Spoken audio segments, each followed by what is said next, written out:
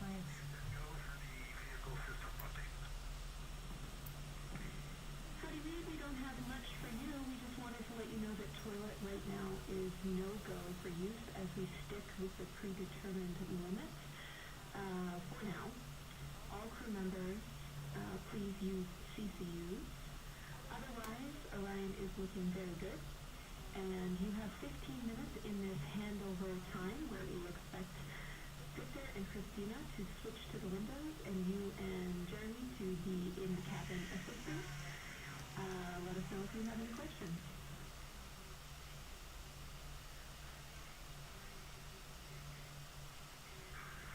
No questions at all. There is a slot right now. The first thing I'm going to float up to the docking hatch window and just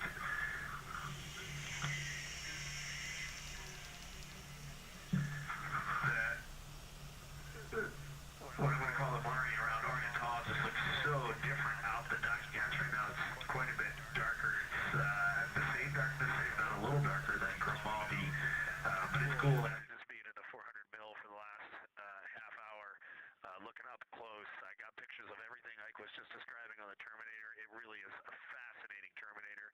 And then ornithologists looks so dynamic right now. It's very three-dimensional out the docking hatch compared to what I was just looking at through the 400 mil.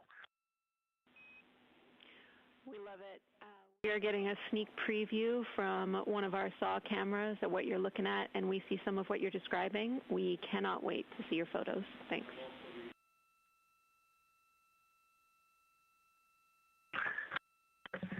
Yeah, Jenny, I wish you had some longer lenses on the solar array so you could see the whole moon, but man, it is, or the up-close moon, not the whole moon, but it is just fascinating here. It's so cool. All right, MPO and INCO, take notes. We want a zoom lens on those saws next time. Thanks, Reed.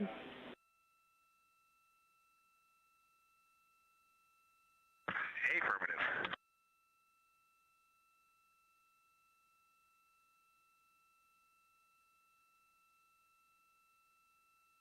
As the crew gets ready to switch positions from the window crew going back to the support crew and the support crew flying up to the windows, this view inside the room, Capcom Jenny Gibbons speaking with the crew, Canadian Space Agency astronaut.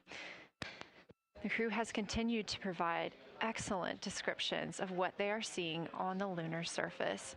In this picture, or in this live view actually, from Orion and a camera mounted on its solar array wing, if you look at the dark portion on the right side of the screen, those are visible from Earth. That's considered the near side. Those are ancient lava flows from a time early in the moon's history when it was volcanically active. And if you look towards the left, there's that dark, large crater that appears above, to the left of those lava flows. That's Oriental Basin. It's about 600 miles wide, and it straddles the moon's near and far side. And this mission is the first time that humans have ever been able to see this with their eyes in the daylight. Again, you hear conversation about that Terminator. You have a great view of that as well. That's the difference between light and darkness on the moon. Victor Glover explaining that as a very jagged looking Terminator due to the peaks that they're seeing and the craters that they're seeing as they prepare to cross over the far side.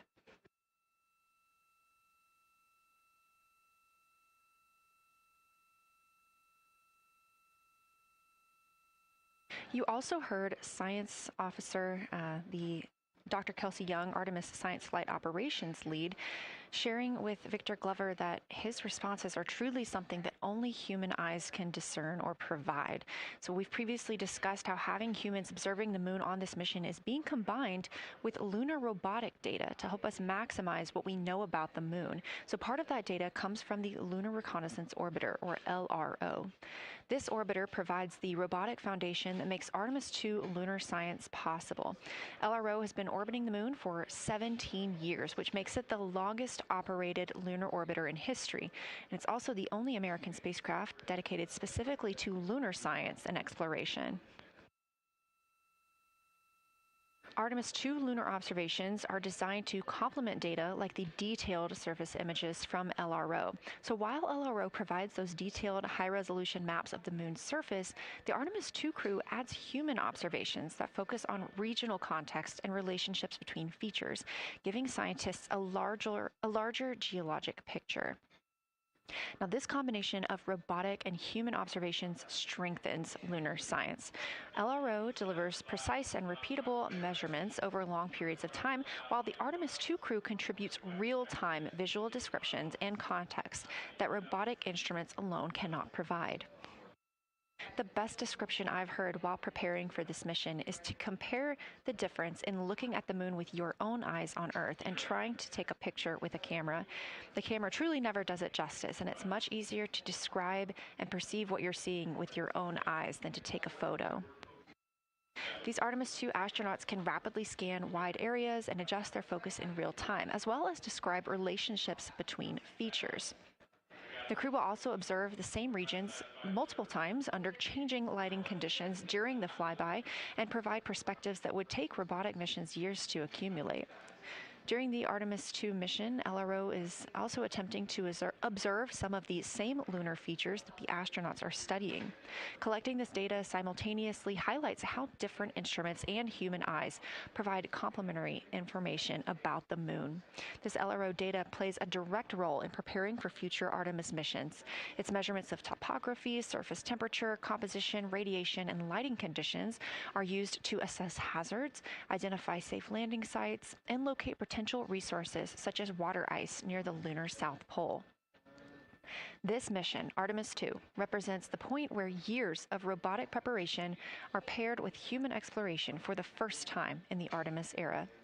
So together, LRO, the Lunar Reconnaissance Orbiter, and Artemis II are demonstrating how NASA moves from mapping the moon robotically to exploring it with humans. We are laying the groundwork for future Artemis missions and sustained lunar operations. A check-in with Orion. We are now 4 days, 21 hours, and 22 minutes into the flight of Artemis II, our crew aboard the Orion spacecraft. We are now 8,153 miles away from the moon, 250,742 miles away from Earth. The spacecraft is traveling at 1,030 miles per hour.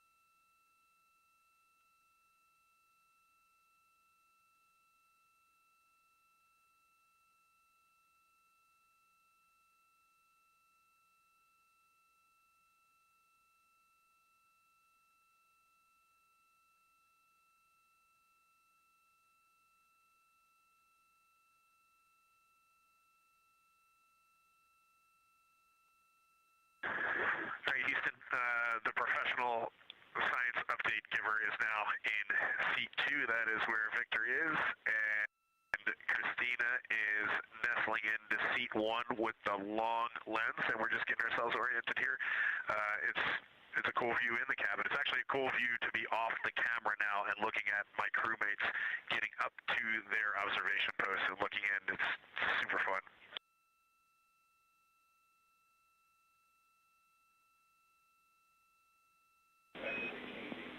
Copy all, read, we like it.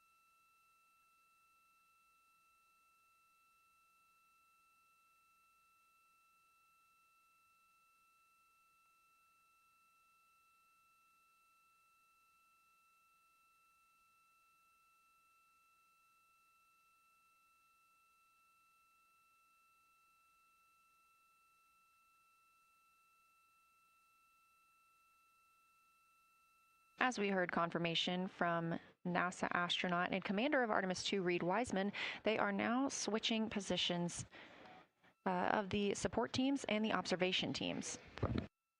So initially, Reed Wiseman and Jeremy Hansen were at windows 2 and 3 in the Orion spacecraft, taking photos and making annotations in their PCDs, portable computing devices.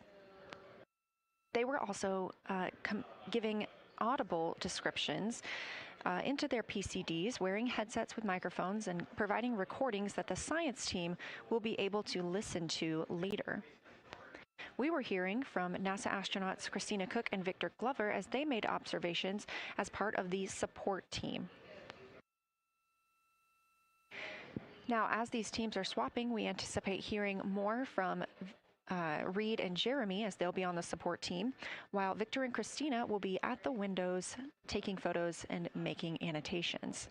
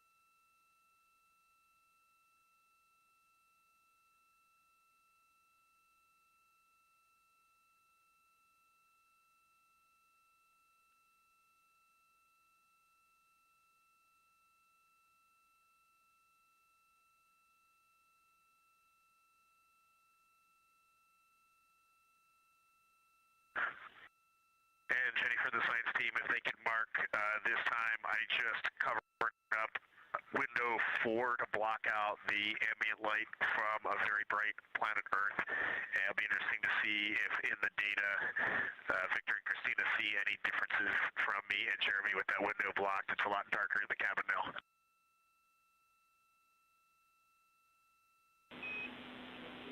Copy, Reed. We're taking note, and we'd be curious too.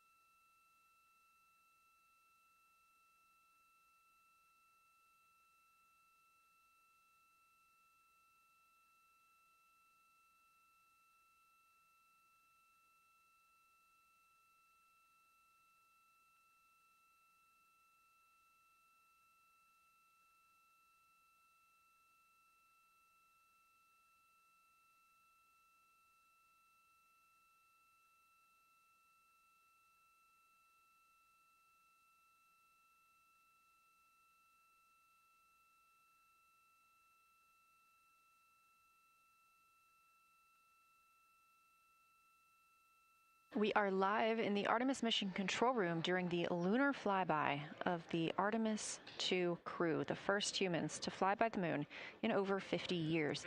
Orion launched 4 days, 21 hours, and 30 minutes ago atop the SLS rocket, Space Launch System rocket from Kennedy Space Center in Florida.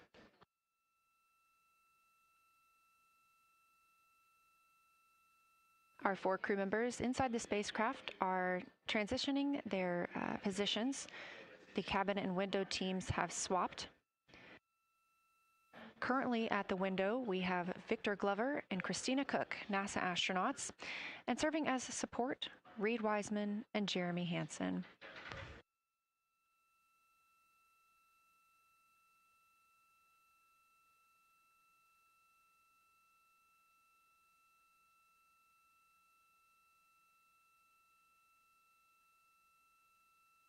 For our crews at the window, they are using handheld Nikons with an 80 to 400 millimeter zoom lens. There are also GoPros on each of the solar arrays on Orion, and that's where this view is coming from right now. We have an interior camera of the crew as well, but they have dimmed the cabin lights. They've actually turned off the cabin lights to allow them to better see outside of the spacecraft. This also helps prevent any reflections from lights inside the spacecraft reflecting onto the windows while they are photographing the moon.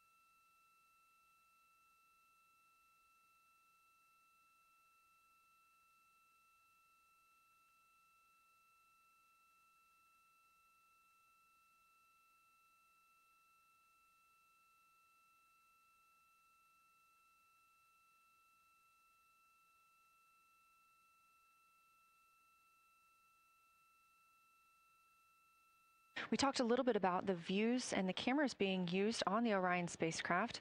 And again, we do have GoPros on the tip of each solar array wing. Now, the bandwidth is a little bit limited because having a crew on board, we do have to downlink a lot more data. That includes their environmental control and life support system. We are not the only data, this view that you see, coming down from the spacecraft, and so we do rely on sharing some of that with the other flight controllers in mission control. This helps the team monitor all systems aboard the spacecraft and ensure the safety of our astronauts.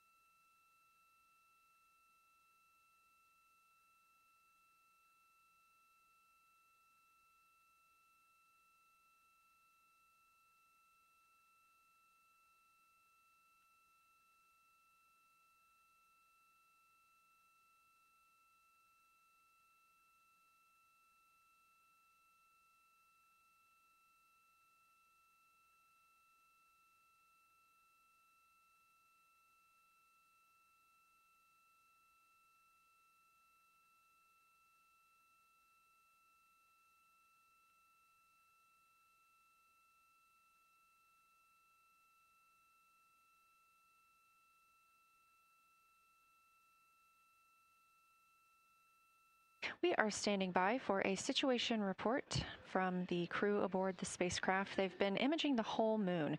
There is now a new crew at the window. That would be Victor Glover and Christina Cook. And so, being it's their first time since they have moved up to the window positions, they have a chance to orient themselves and describe and take pictures of any color or albedo variations across the surface.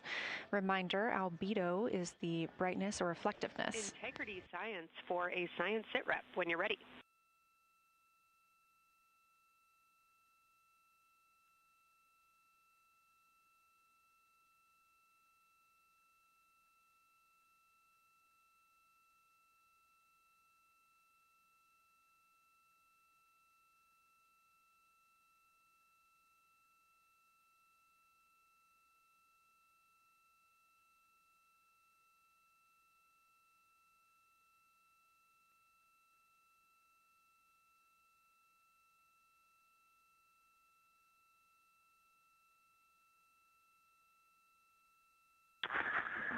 Houston Integrity, we have no external view of the moon right now for the floating crew members, so my only science sit rep is that we have Victor in window 3 doing observations and Christina in window 2 with the long lens. 2 with the long lens.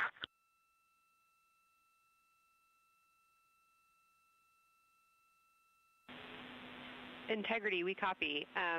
Are the shrouds still on windows 1 and 4? And if so, would you consider trying to get a view through one of those windows?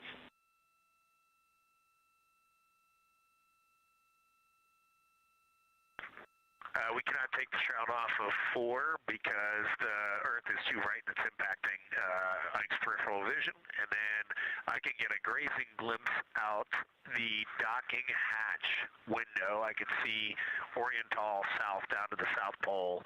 And the primary thing that I see from Oriental right now is just the long trenches that come out. And, you know, when you come out the north side of Oriental, the ejecta kind of boulders across the northern half of the far side.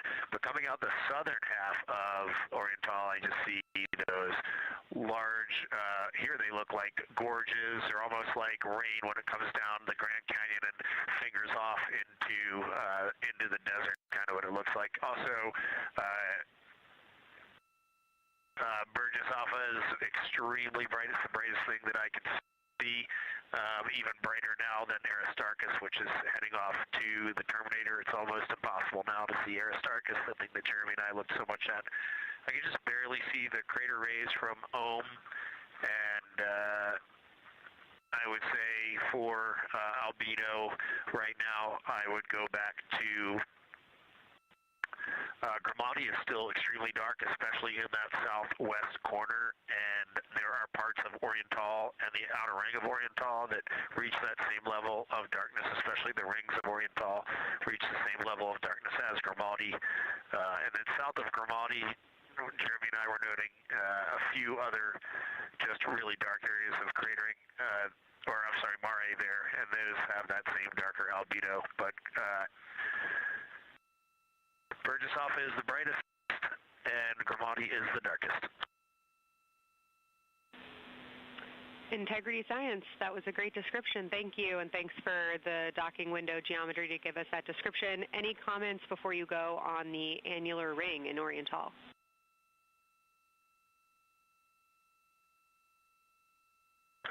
The annular ring, which I think everybody kind of describes as like a pair of lips or a kiss on the far side of the moon from here, is very circular in nature. The northern part of it is wider, darker. The southern part is much lighter. It is very neat looking, and but it is far more circular than I remember it looking in our training. The darkness of the northern side of the annular ring is the same darkness from here out this docking hatch window as the center mare in Oriental. Not quite as dark as Grimati, but it is probably only because dust and lunar regolith has kind of impacted over time. Reed, that's exactly what we were looking for. Thanks so much. You have heart hands coming out of the SIR.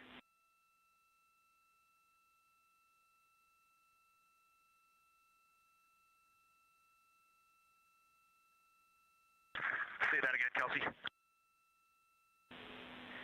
Just saying that the sir was really excited about that. That annular ring was something we were really eager to hear about, so thanks.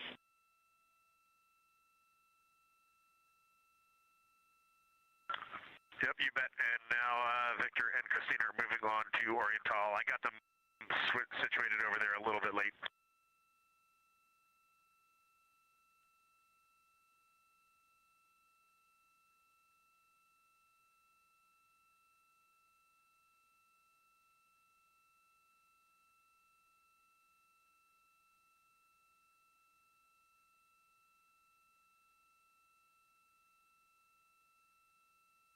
That was NASA astronaut Reed Wiseman, now providing a science sit rep as he is away from the windows most of the time. He is working as the support person along with Jeremy Hansen in the spacecraft, as Victor Glover and Christina Cook are now at windows 2 and 3, able to photograph the moon.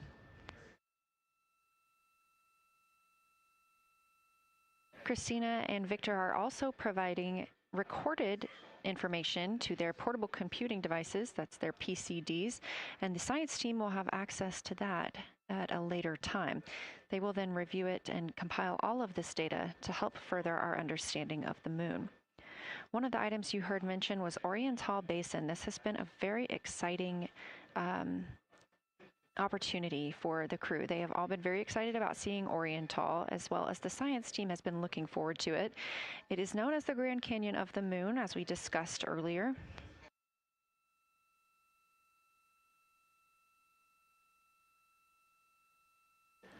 From the pictures, the science team is hoping that the crew will take centered images of the entire basin and surrounding craters in a single frame, but also use those 80 to 400 millimeter zoom lenses to create a mosaic entire basin.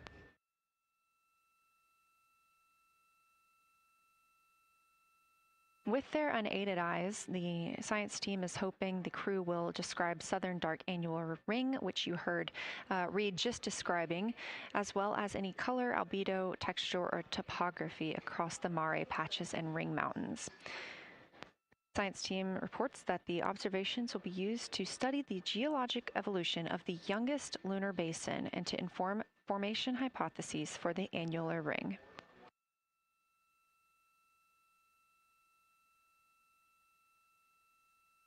And again, another fun fact about Oriental is the diameter is the same distance between Johnson Space Center, where we are today, and Kennedy Space Center, where the crew launched on April 1st.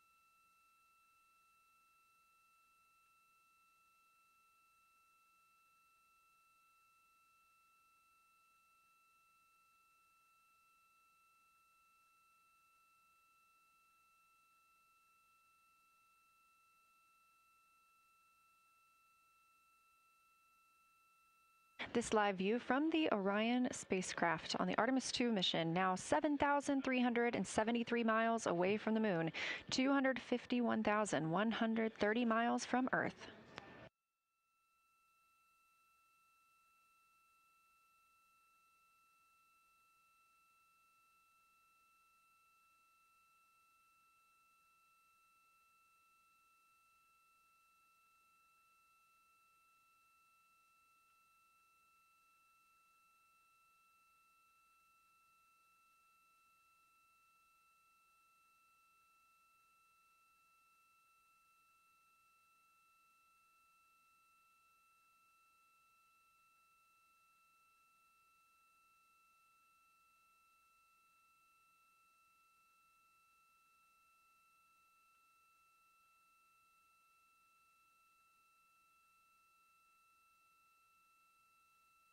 Again, the Artemis II crew passed the Apollo 13 record of the humans farthest from the Earth today at 12:57 p.m. Central Time, 1:57 p.m. Eastern Time.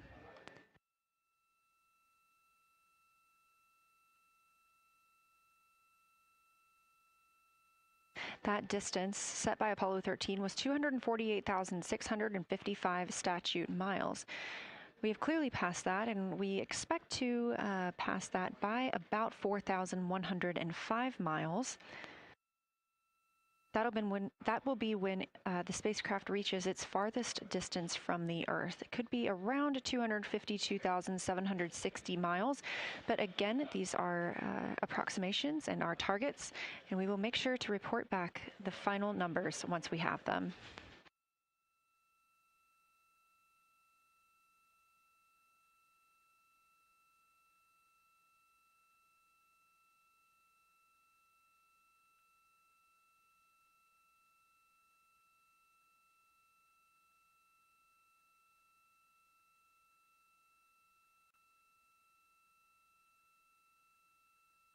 We have some refined times of when we expect to have Earth set of Earth behind the moon while Orion flies behind the moon. That would be about 5:41 p.m. Central, 6:41 Eastern.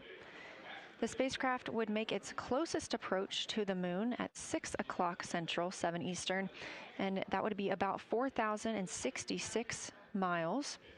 And then at 6:02 p.m. Central, and the spacecraft will reach its farthest distance from the Earth.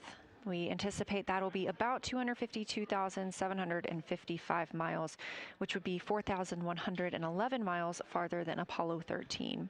We would see Earthrise again at 6:21 p.m. Central Time, and a few minutes later, regain communications with the crew.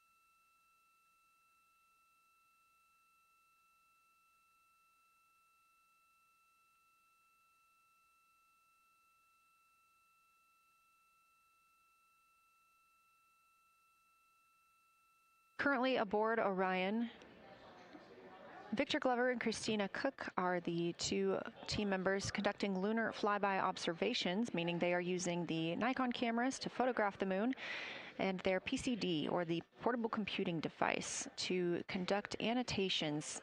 They are both recording information that will be downlinked to the science crew, and tomorrow morning the science team will have a conference with the team while the information is so fresh. They'll be speaking with the crew about their observations and their data collection.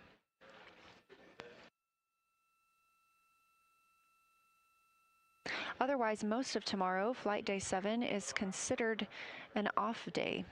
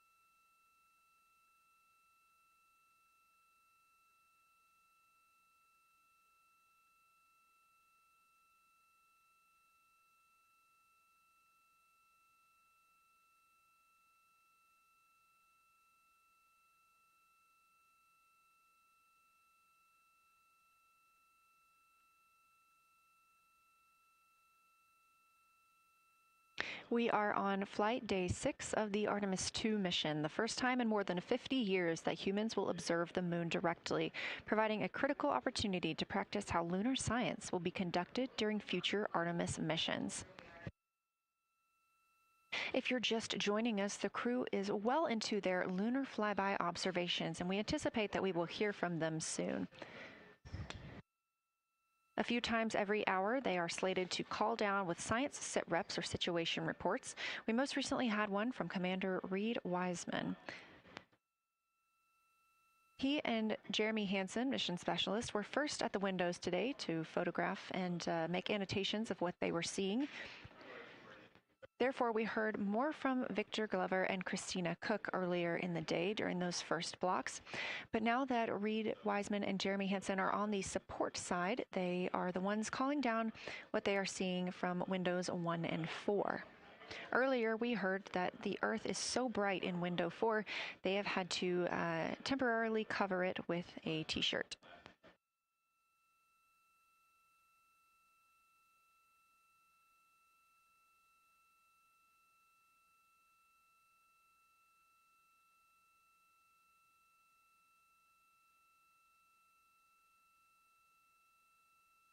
The moon preserves a near-continuous record of solar system history that has been erased on Earth because the moon doesn't have an atmosphere. So things that we experience on Earth, like weather or plate tectonics, don't really apply.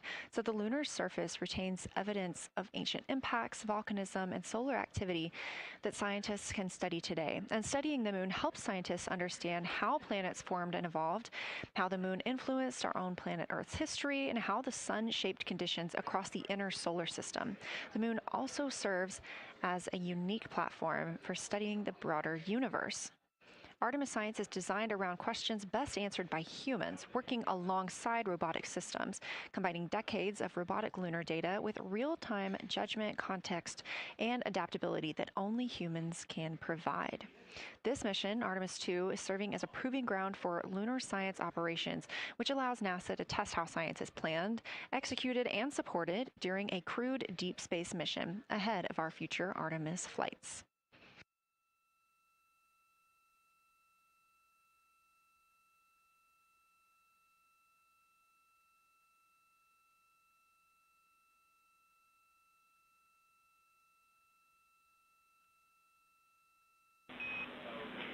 Integrity, time for a window team position swap. So Victor and Christina, please switch places if you've not done so already, and remember your SD card for the camera.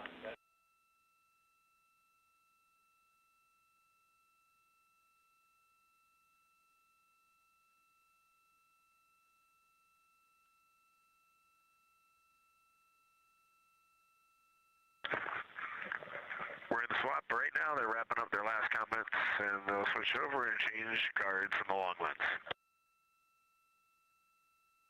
Copy.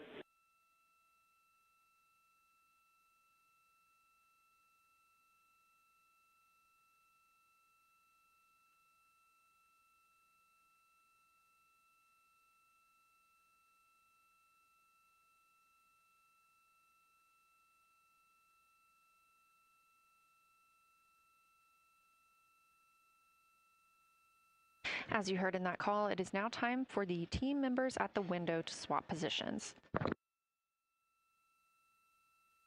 That means Victor Glover and Christina Cook will be switching roles. One of them has been photographing the moon with a Nikon with an 80 to 400 millimeter zoom lens, while the other was making annotations on their portable computing device. And both are recording audio that the science team will be able to listen to.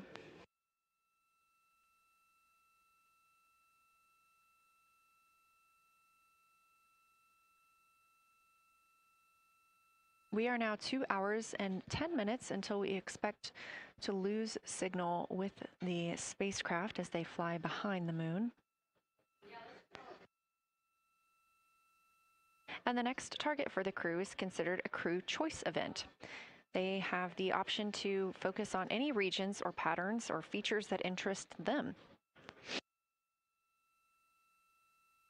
The science team has asked the crew to capture pictures that illustrate their choice, as well as at different zoom levels, and to describe why those certain features or regions caught their eye.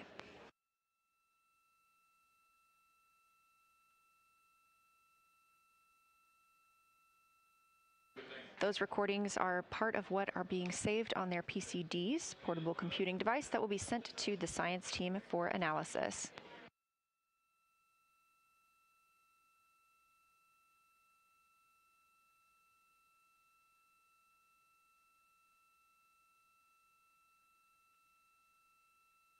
The crew has been allotted 8 minutes for this crew choice event, and it's also a time for a scheduled sit rep or situation report. So we expect to hear them calling down what they are seeing soon.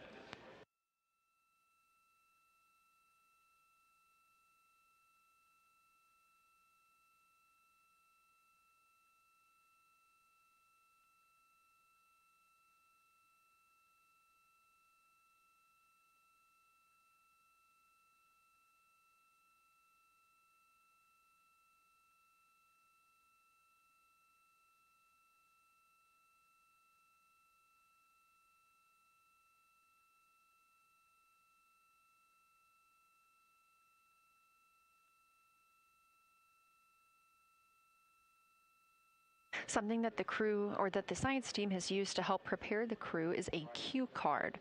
These ask for a feature ID if they happen to know the type or name, and if it is a target. Of course, in this situation, when they have a crew choice, they do not need to, it may or may not be a target. They want to know the location and the observation style.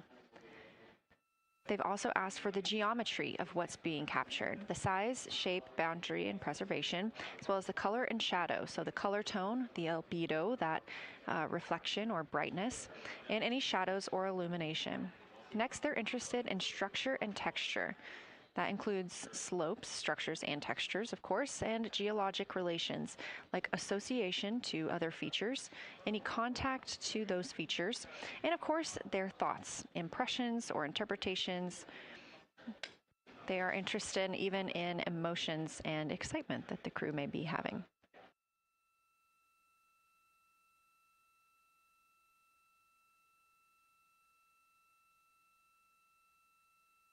This flyby day has been practiced in many ways, even in Sims here in Mission Control Houston. The team also conducted some field work, learning how to look for specific geologic features.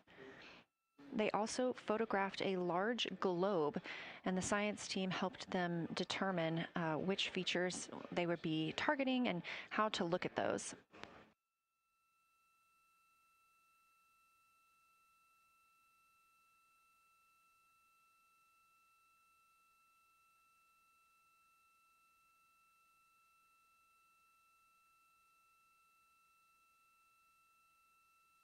We have a few more minutes that the crew would be photographing their crew choice. Again, this is NASA astronauts Victor Glover and Christina Cook at the windows. They will then move on to another discussion portion. This is for the far side albedo, that reflectiveness, and color that they are seeing. We heard earlier about some browns seen on the moon, which is very interesting, especially here from Earth, where we are just seeing whites, grays, and maybe even black at some points. When they get into that discussion for far side albedo in a few minutes, the theme is looking to know how that color and albedo is, what those variations look like across the far side.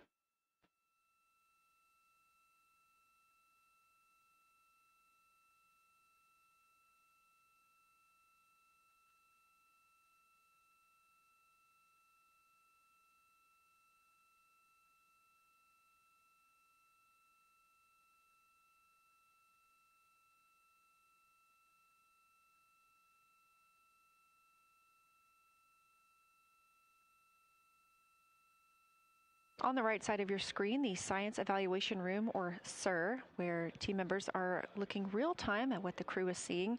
And even earlier, we're... Houston Integrity, you ready for a science zero? We'll take it.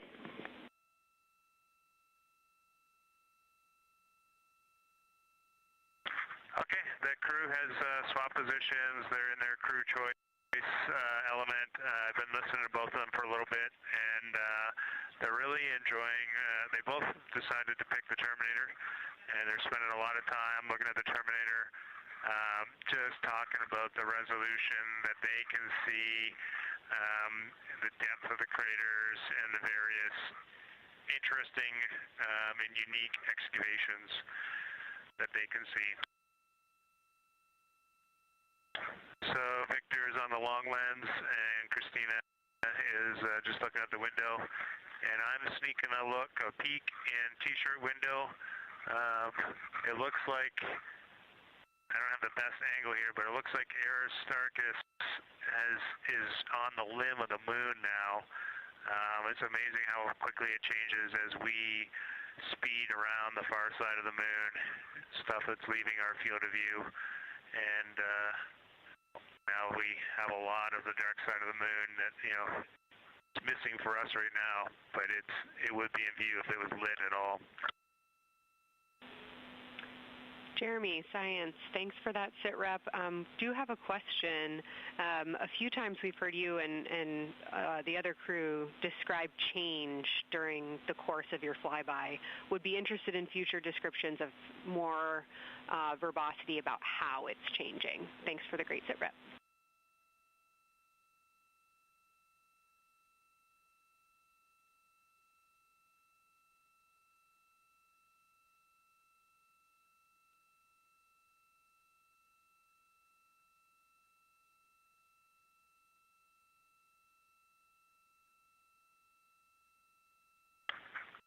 Yeah, Kelsey, sounds good. We are definitely keeping an eye on that. My eyes have just not readjusted. The moon is so bright when you come back to the window. I was just in the interior of the cabin. I've come back to T-shirt window, and it's just overwhelming brightness. And my viewing angle is a bit challenging, so I won't be able to give you great observations from this window. But I will talk about something that I was talking a lot about in my recordings earlier, which was we've been talking about some shades, and so we have obviously the dark and the light gray, and then we've talked about naming some colors, a brownish hue and a greenish hue. And I'll tell you, like right now, Aristarchus, the plateau is hard for me to see from this window, but that had greenish hues to me and was very unique. I didn't see anything like that anywhere else on this side of the moon. And then I see a lot of these, what I would call brownish hue areas. There's a number of them.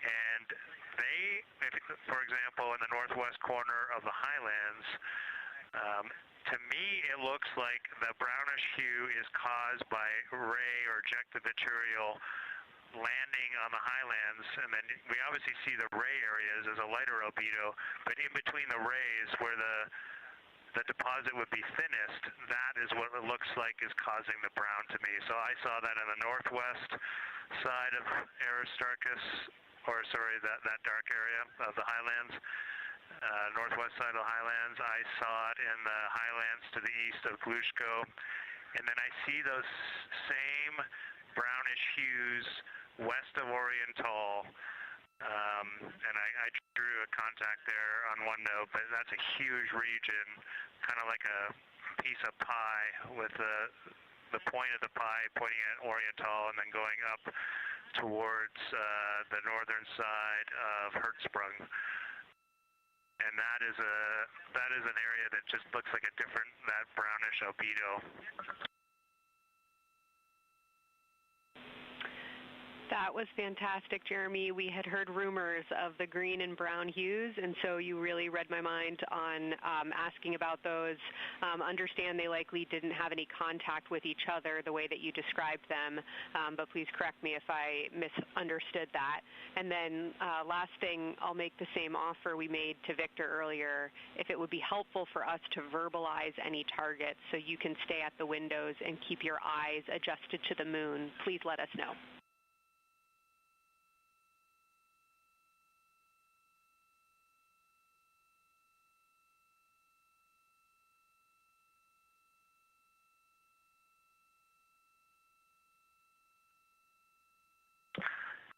If you got something you want us to look at, Kelsey, you can send it on up.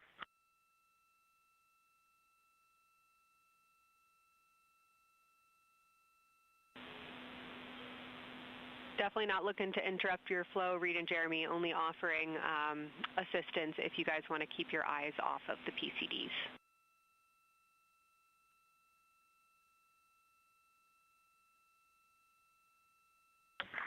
Oh, I see what you're saying. Okay.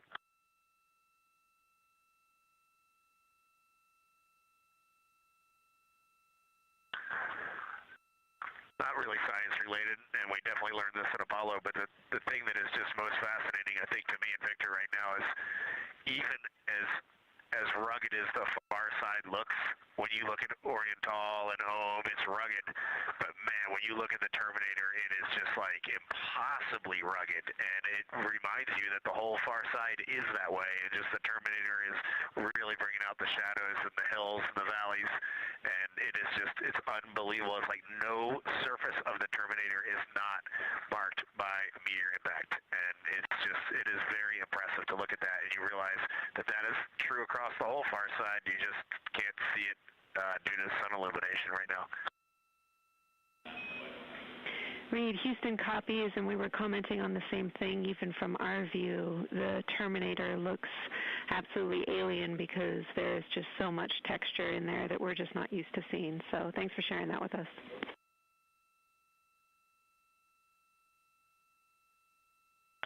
There's also, I don't know the name of it, coming out the south-southwest of Oriental, right on the southern Terminator, is just a massive crater. I don't know the name of it. Maybe you can look on the solar array wing video and tell me it's right. It's the southernmost crater you see on the Terminator right now. We're looking for you.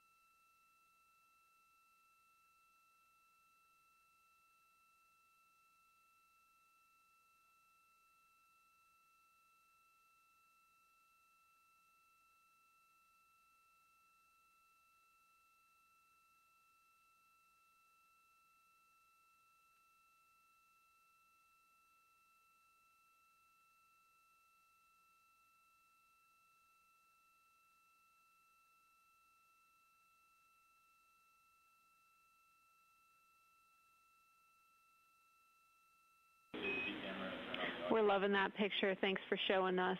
And Reed, as an answer to your last question, we believe that that is Chebyshev crater. And the sir agrees with that.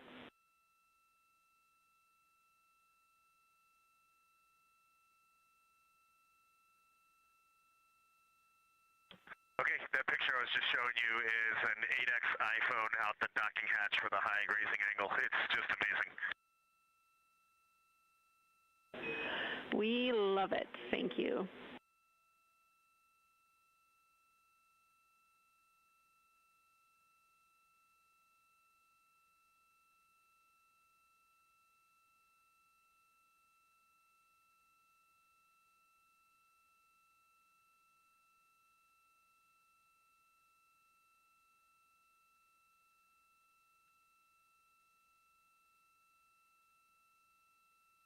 This is Artemis Mission Control in Houston, Texas. Mission elapsed time, 4 days, 22 hours, 12 minutes into the flight of Orion.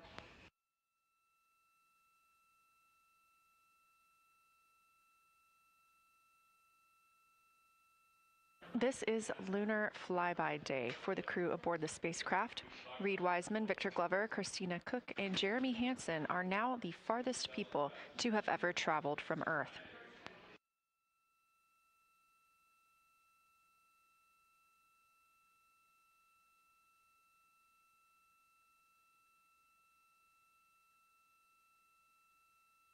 This a live view from inside the spacecraft. They have turned off the lights so they're able to see outside and photograph the moon better with no reflections from inside.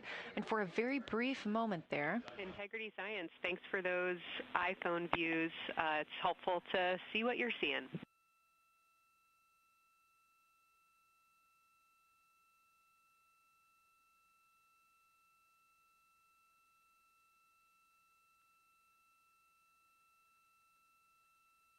We very briefly saw NASA astronaut Reed Wiseman showing a picture he took on his phone of the moon.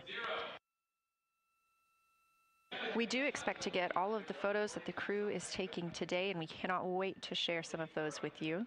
But pretty cool in the meantime, just to see one quick shot from what the crew is seeing. And this view from outside the spacecraft on Orion's solar array wing. Orion is now 6,643 miles away from the moon and continuing to grow closer. Again, their closest approach will be about 4,066 miles. The best comparison is if you held a basketball at arm's length. That's about what it would look like to the Artemis II crew at their closest approach.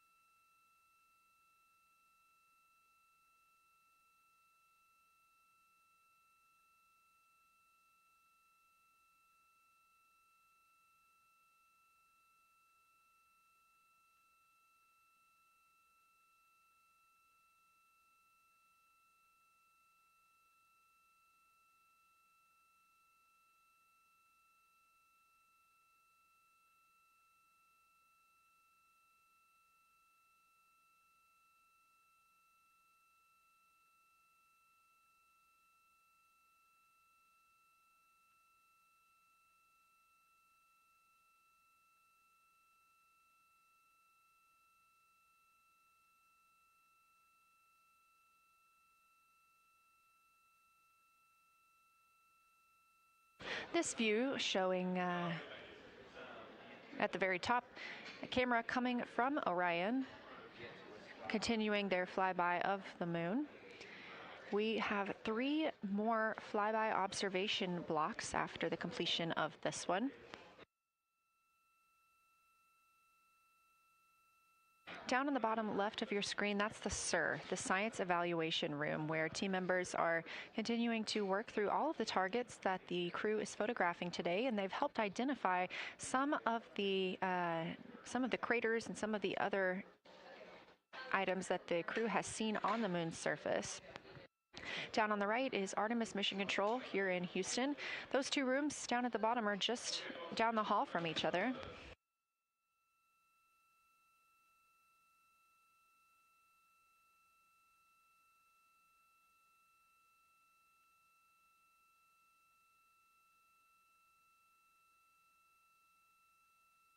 And we are just a few minutes away from the next cabin and window team swap. That means Victor and Christina, who have been at the windows, will fly to the cabin, the background essentially, and be their support crew for Reed and Jeremy. Reed and Jeremy will move back up to the windows.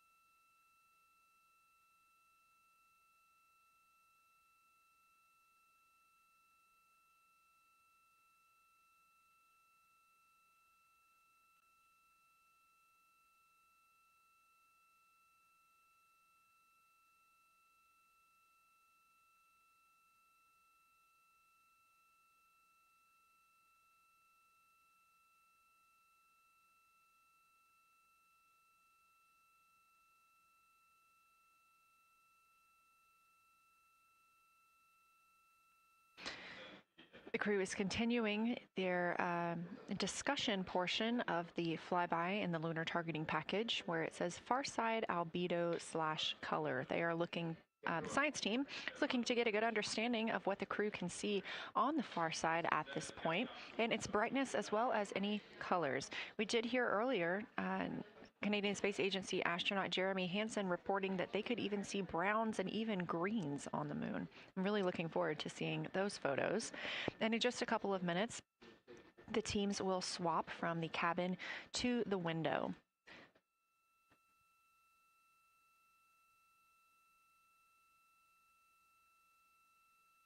Another rundown of just how this flyby is choreographed inside the spacecraft today. So these activities have been timelined, and there are these 5 blocks of time during which the crew is going to be observing the moon from Orion's windows.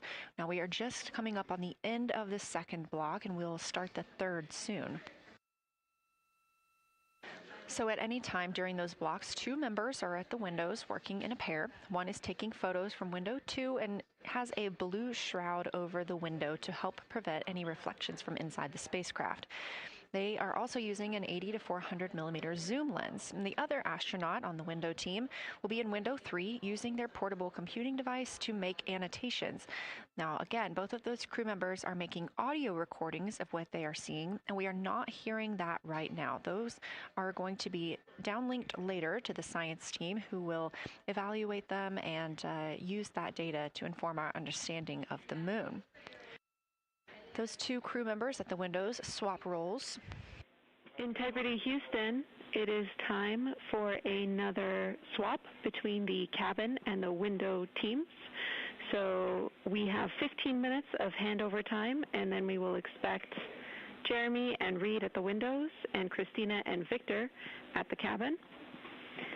I have no new vehicle updates for you, but I do have a photo location for some photos on Ike's PCD, and I want to let you know that Jeremy's family have arrived in the viewing gallery.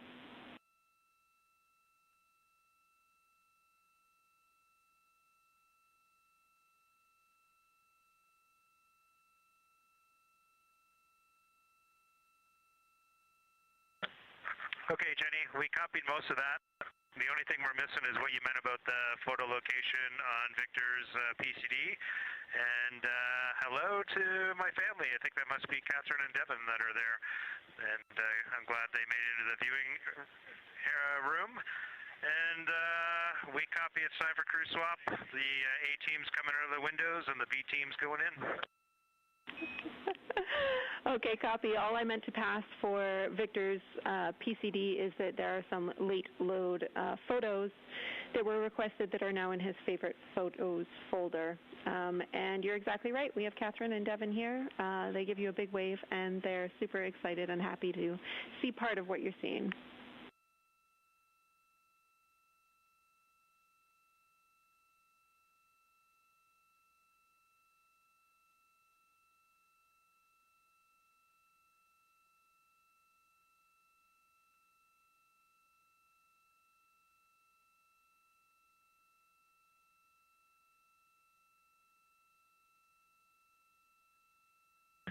Okay, copy, Jenny. We're not sure what we're looking for in the PCD, but we're going to poke around, and we may be calling you back about that one.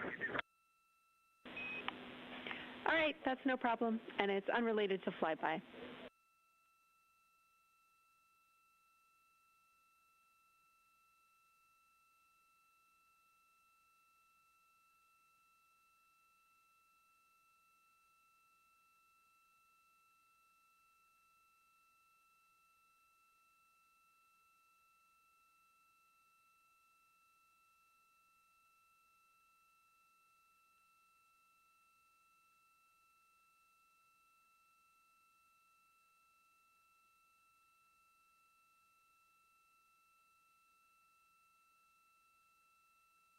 This is Artemis Mission Control here at Johnson Space Center in Houston, Texas. And as you just heard, Capcom, or Capsule Communicator, Jenny Gibbons, Canadian Space Agency astronaut and Artemis II crew backup, relaying to the teams in Orion that it is time for a swap from the cabin to the window teams.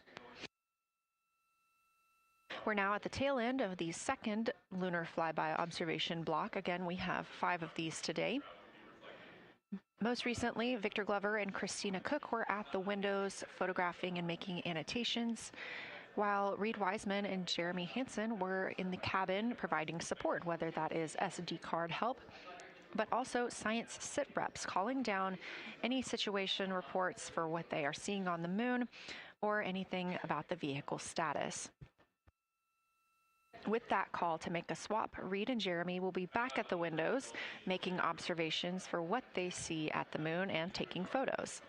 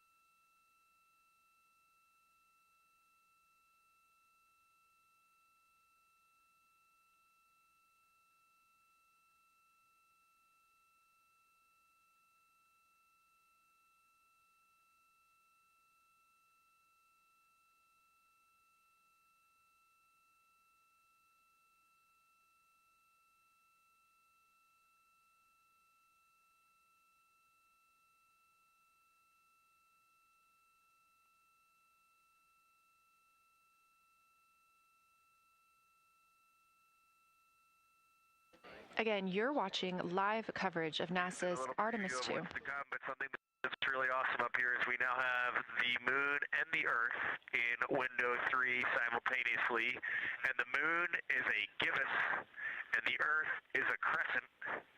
And I'm guessing in about 45 minutes we'll have 2 identical crescents as we change our position in the universe. That is pretty darn cool. Thank you.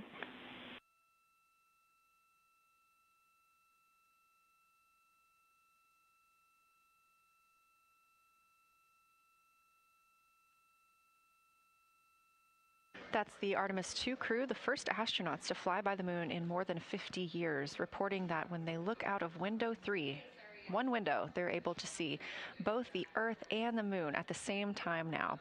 Now, obviously, our view is from a camera on the solar array wing pointed at the moon, and we hope to see that view of both the Earth and the moon soon.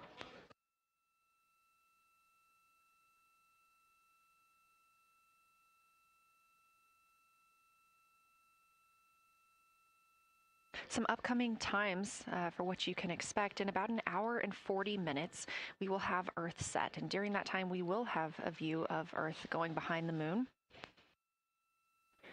Shortly after, just a few minutes later, we will lose signal with the Orion spacecraft. This is tracked as it is going behind the moon and out of reach of the Deep Space Network. At 6 o'clock p.m., the spacecraft will make its closest approach to the moon at a distance of about 4,066 miles. At 6:02 Central, the spacecraft will reach its farthest distance from Earth at about 252,755 miles. Of course, these are approximate, and we will make sure to provide you with the final distances once those are confirmed. At 6:21 p.m., we will have Earthrise from the Orion spacecraft, but we will not have communications with the spacecraft until 6:25 p.m. Central, when we expect to acquire signal with them after they've emerged from behind the moon.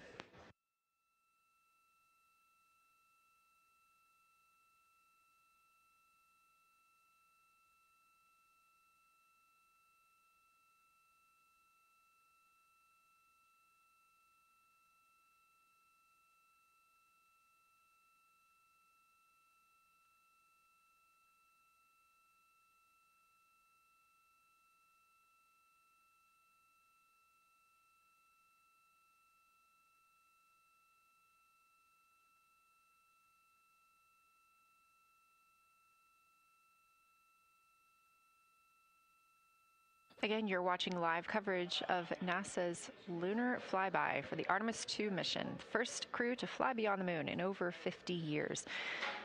The astronauts inside the spacecraft are switching positions, 2 at the windows and 2 serving in support roles, before they start their third timelined flyby observation for today.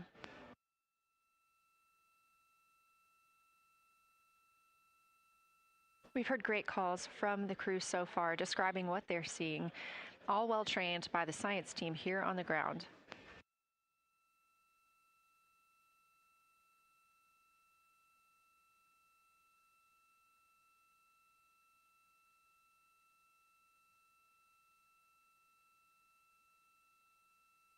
Another major milestone for the crew today will be to experience a solar eclipse from their capsule. No one on Earth will experience this solar eclipse. To the astronauts, this will look a lot like a total solar eclipse on Earth, except the moon will be huge compared to the sun. Whereas if you're standing on Earth and looking at a solar eclipse, the moon and the sun appear to be about the same size in the sky. As the moon begins to cover and then uncover the sun, the astronauts will see a partial solar eclipse, so that's before and after totality, and during that time frame they will have to wear eclipse glasses so they can safely view this phase. They also intend to capture images of the sun's corona during the eclipse. This is a rare glimpse at the innermost corona that will only be captured by the astronauts' cameras. During the eclipse, we also look forward to the crew members describing what they will see, which includes unique light features like the shape and size of the corona and potentially even lunar dust. At the same time, Venus, Saturn, Mars, and Mercury will be near the sun, so they may be able to identify what part of the sky they're looking at. This can help train future Artemis astronauts on what part of the sky they're seeing, which is useful knowledge in challenging situations when they may need to rely on that information instead of instruments for navigation and orientation. That eclipse window will last about an hour, and it'll happen near the end of the day today, closer to 7:35 p.m. Central, 8:35 Eastern.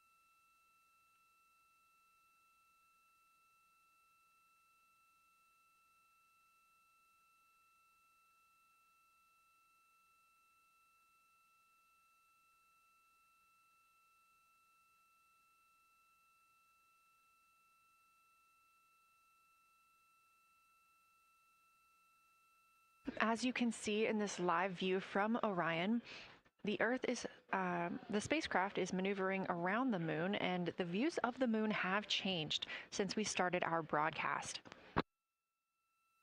The near side is now very far to the right side of your screen. This is the side that we can see from Earth. That darkened portion are ancient lava flows.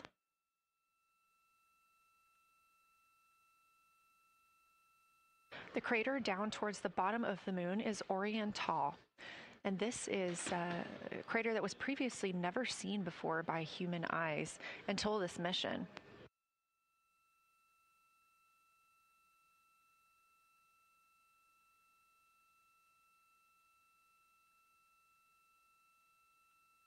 Everything to the left of Oriental is considered the far side. And this is what we typically do not see from Earth.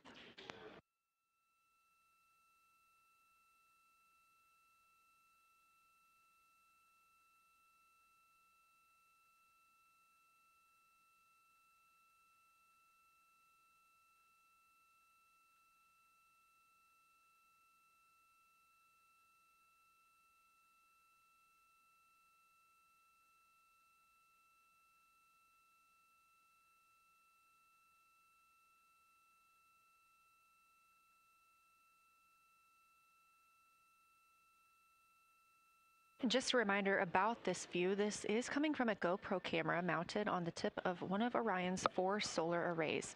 Each solar array has a camera mounted on it, and the bandwidth is limited due to we have a crew on board, and this is our first flight of crew aboard the Orion spacecraft. So having a crew means we have to have an environmental control and life support system. There's a lot of data around, a lot of data to bring down for the crew members to keep us up to date on everything happening aboard the spacecraft. So we have to share our bandwidth when it comes to imagery and data.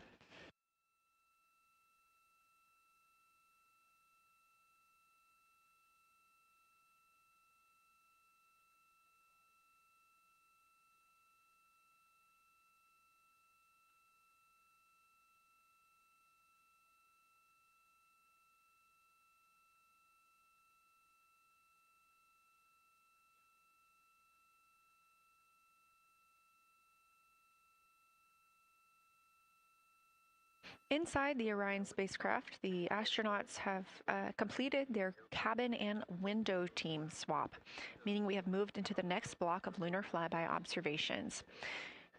Jeremy Hansen and Reed Wiseman are now back at the windows, taking photos and making annotations.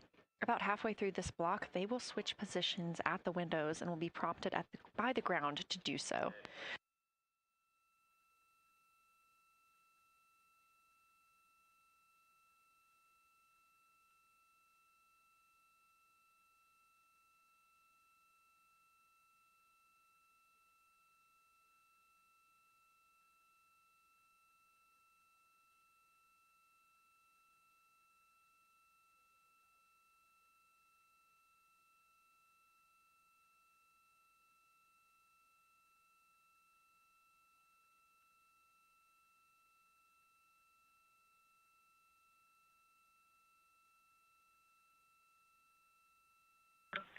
Houston integrity for SITREP.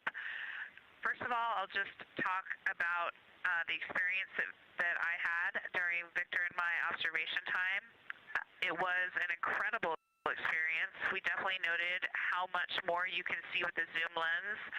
Even though we have a great visible eye image, there's just a lot of texture that just pops right out at you when you can zoom in. So almost just using it like a telescope, the camera lens. We really enjoyed our discussion time. That was a great innovation on the lunar targeting plan. We were both able to describe a lot more kind of with flow, I would say, when we were talking to each other.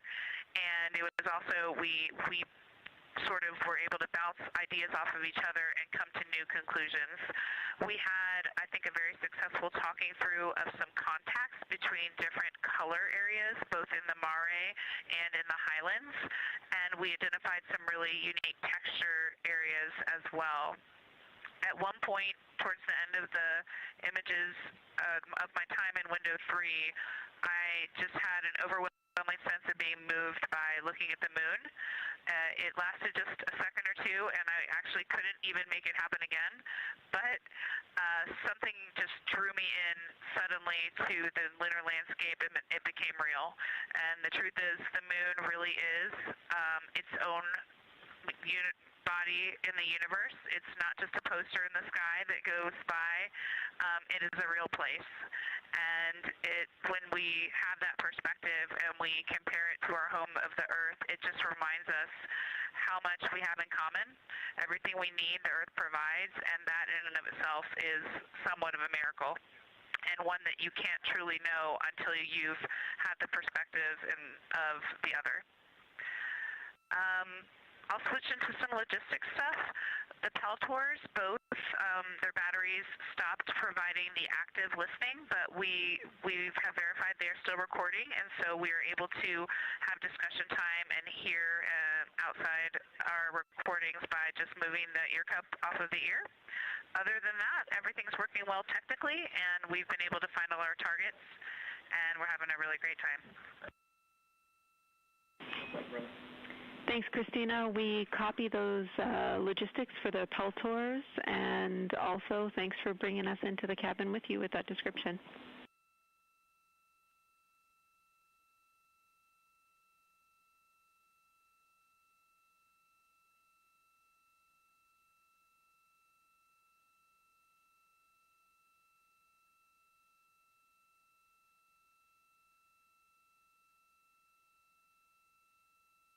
Right on time. NASA astronaut Christina Cook, a mission specialist for Artemis II, calling down a science sit rep, a situation report. Good news, reporting that she and her teammates have been able to capture all targets that were listed.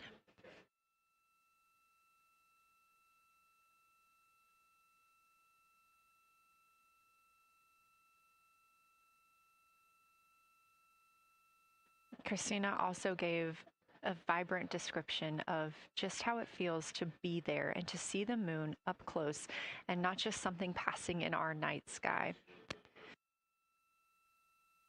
Currently, the team members at the window are Reed Wiseman and Jeremy Hansen.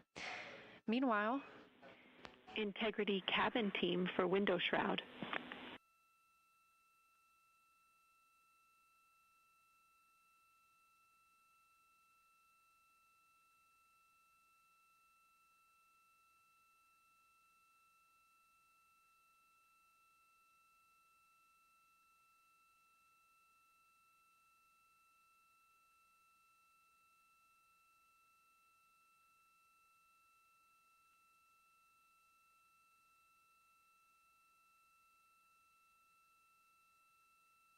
We're listening. Go ahead, Jenny.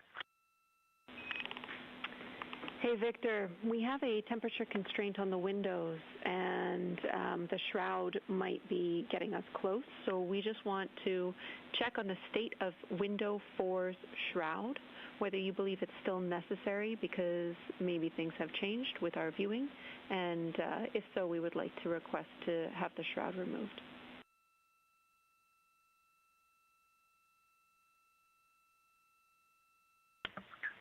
Houston, we believe it is necessary. We pulled it off just as a corner. It is very bright.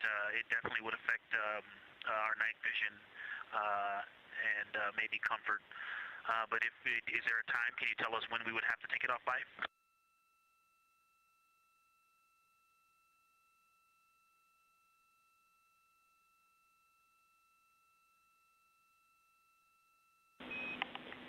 Unfortunately, since it's been on for a while, we are going to have to request that the shroud is removed, and we can recommend something that could block the light but just create a bit of distance between the window and whatever is covering it. Something like a T-shirt would do the trick and help.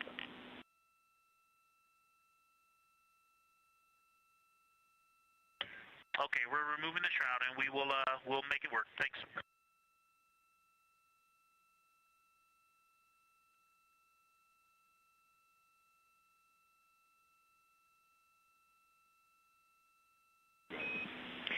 Thank you, Victor. We know it's pretty bright in there now with that window uncovered. We will also offer that airflow on the window would be helpful. So if you want, you can also retrieve the condensation hose, which should be friction fit onto one of the diffusers. And that on the window would also help.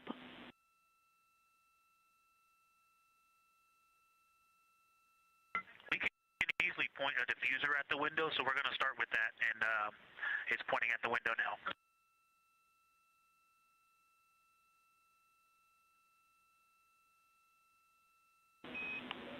Okay, we'll take that, Victor. Thank you. Please keep us updated.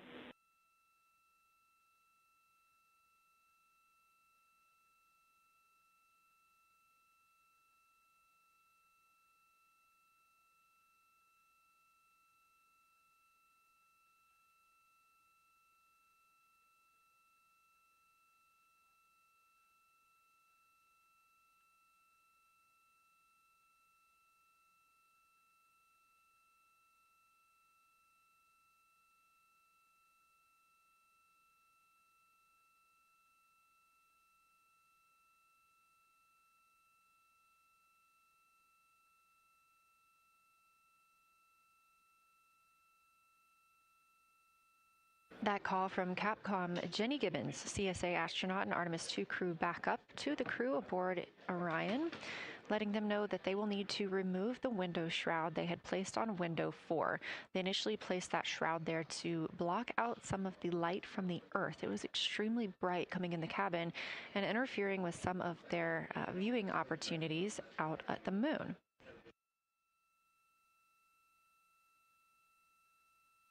This was a request from ground teams to ensure that they are protecting other systems, and the crew has been offered the opportunity to use something else to cover the window.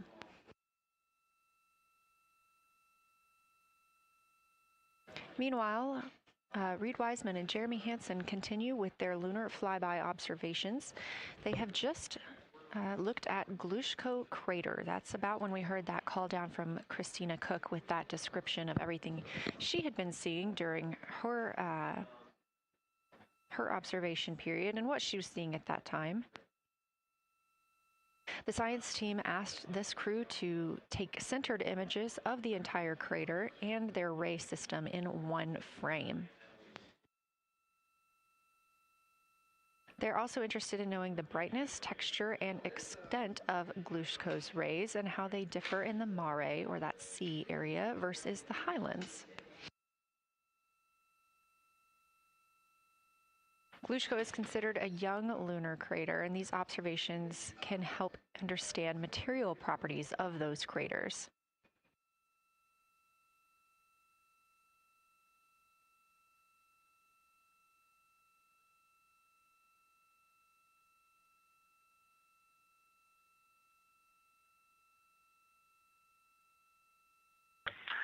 Science, integrity. First, I wanted to start off with connecting with what Christina said, that it was very moving to look out the window. I had the unfortunate sequence to start looking out the window and then moved to the long lens, and it was hard to speak looking through the Zoom because I went straight where Christina went, and I was walking around down there on the surface, climbing and off-roading on that amazing terrain. I also want to underscore something that she said.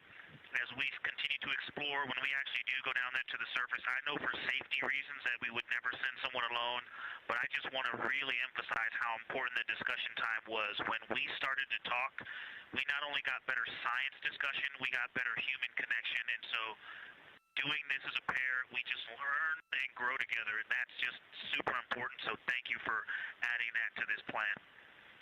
Reed just passed me a note that the Oriental Basin annular ring has a similar albedo to the center, but a different color. It has more brownish tones in it, and he said it's very distinct now that he's been staring at it.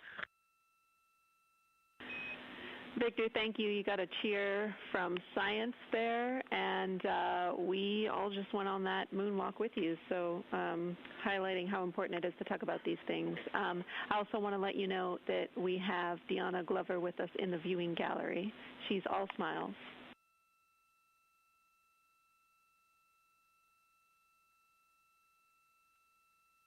Well, you just got a bunch of cheers up here. Hey, babe. I love you from the moon.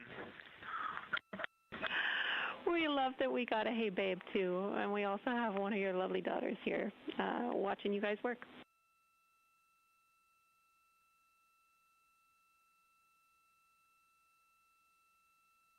Thank you guys for doing that and for supporting them through this. And to all of you, Genesis, Maya, Joya, and Corinne, I love you. And Deanna, I love you. I'm glad you get to be there.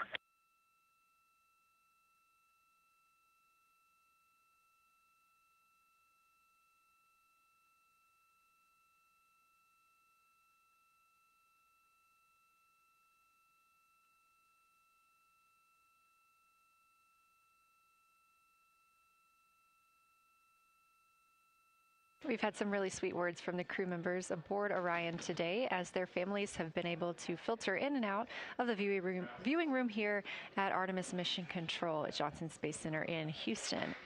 Victor Glover also giving a great science sit rep and just a description of how it must feel if you were down on the lunar surface while he was looking through that 80 to 400 millimeter zoom lens. He also expressed how important it was to be able to talk through that real time with Christina Cook and stress the importance of that on future missions, that it not only made their discussions better, but also more human. Glover and Cook are in the support roles right now, not taking photos or making annotations at the windows, but they are also encouraged to have their midday meal at this time. For lunch today, those two crew members have options of beef ravioli, salmon, butternut squash, sweet and savory kale, pickled beets, cherry blueberry cobbler, tuna noodle casserole, tomatoes and artichokes, broccoli, and chocolate peanut butter bar.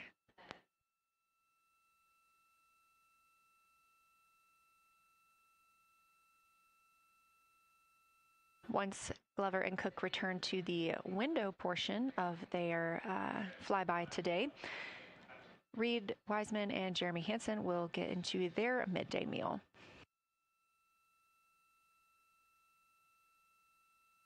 Again, this is the third of 5 scheduled blocks for our lunar viewing today, and if you were watching at the start of the broadcast, you can definitely tell the difference in the distance from the moon. We are now 5,518 miles away from the lunar surface, and again, expecting the crew to get about 4,066 miles away. They are currently 252,050 miles away from Earth, and every mile is a new record, having surpassed the Apollo 13 milestone for furthest distance earlier today.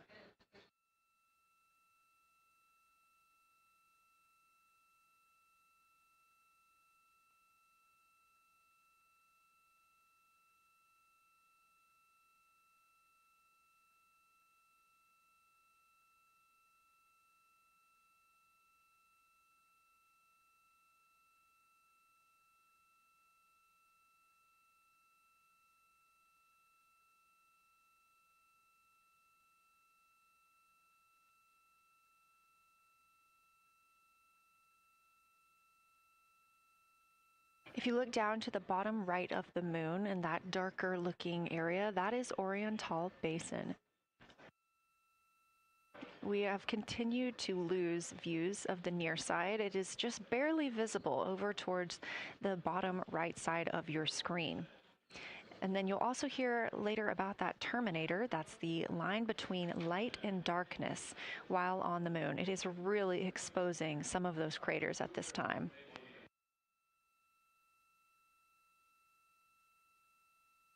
A couple of the other features in view right now are Hertzsprung Basin and Vavilov Crater. Hertzsprung Basin is nearer to the center of the moon, closer to that terminator line right now, and Vavilov Crater is just on the outskirts of it, closer again to the terminator.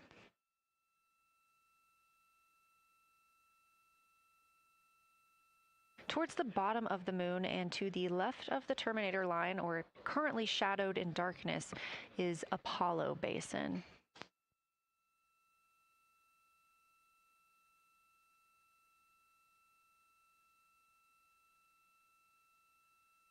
Science from integrity.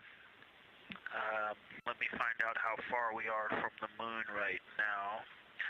But our view is about a third of the moon is in eclipse. That beautiful terminator is out there calling to me. We're 4,691 miles from the moon. And what looked like in the terminator about a third of the way up from the southernmost part of the terminator looked like a dinosaur print if one was running to the northwest. Now is clearly a crater with a bunch of craters around it. And that terminator, I can only see about half of it. I'm looking through the docking hatch window right now because we have the Z9 in window 1. But that terminator has moved. I guess I've been using Vavilov the whole time, so it's gone 2 more Vavilov craters to the west. And so a few more features are starting to peek out into the sunlight there with that low sun angle, and so you still have ridges and valleys showing up very clearly, a very jagged terminator, and a few islands of light out there with some high elevation shining in the sunlight in that darkness. And on the eastern side of the moon, let's see, Grimaldi appears to be one of the farthest east features, and that is maybe 5 degrees from being right on the limb and going off over the horizon. It is interesting, just looking at Oriental, that my first impression of it is all of the dark areas appear lighter, which I think makes sense because it is now facing, well, it's still relatively the same to the sun, but my angle to it is different. So I'm looking at it from a little more, even further to the side as we pass it.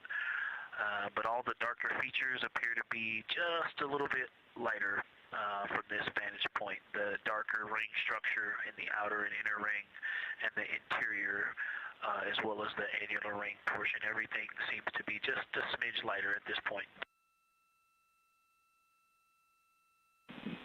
Thanks for that description, Ike.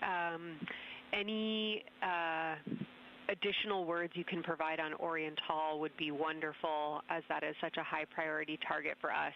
And while I have you, as we get closer to target 15, which is the Terminator target, if you can find Zeeman Crater again that you were looking at earlier, everything to your left of Zeeman would be getting into the South Pole Aiken area to help you orient yourself.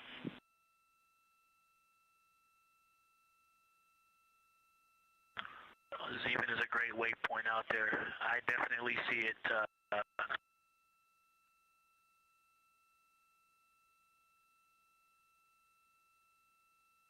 Yeah, Zeeman is very easy to find, and that is awesome. Thank you for pointing that out. Feel free to do that as often as you think of things. Let's see, looking back at Oriental. Okay, another thing, after looking through the zoom camera, man, you guys are smart. You probably did this on purpose, but after looking with my plain eyes and then going to the 400 millimeter zoom, now looking at it, I see the cliff face as if you were standing in the center. That inner and outer ring have definitely some real terrain to them, and now I can see that as terrain. Now that I look at it even with my naked eye, I can tell that there's a lot of elevation and that, like I said, a cliff face on that eastern edge where all the darker deposits are. And it's just the scale now.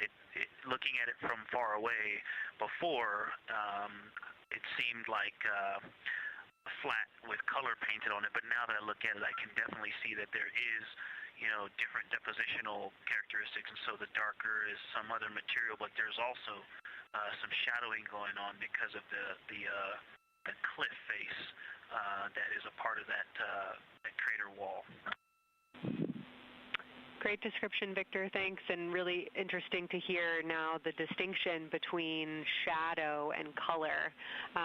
Before I let you go back to other observations, you mentioned that Reed saw a browner hue to the annular ring than the rest of Oriental. Are you seeing that from your vantage point?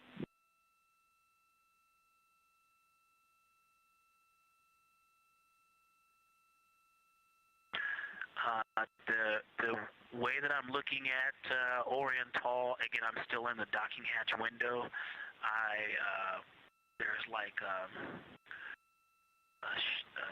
thermocouple right here in the center of the window, and it is the orange Kapton tape color, and so it is unfortunately it's like trying to look at stars, next to a metropolis. I think it's drowning out any color that I could pick up from the moon. I am not able to see that color, but I have not looked at it through one of the forward face, from one of the windows 1 through 4.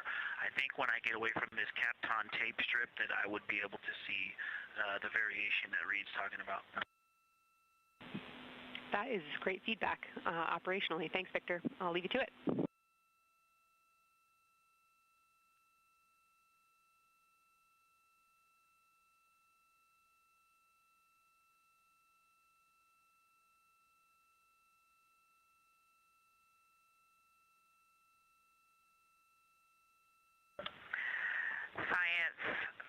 Integrity with a question from the window team. Integrity, this is Science here with you.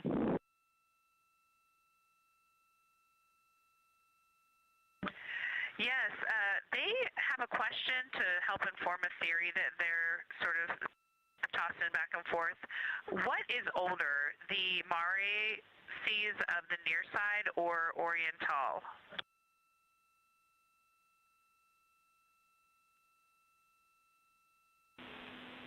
Stand by, Integrity. We're going to get you a little geologic history here.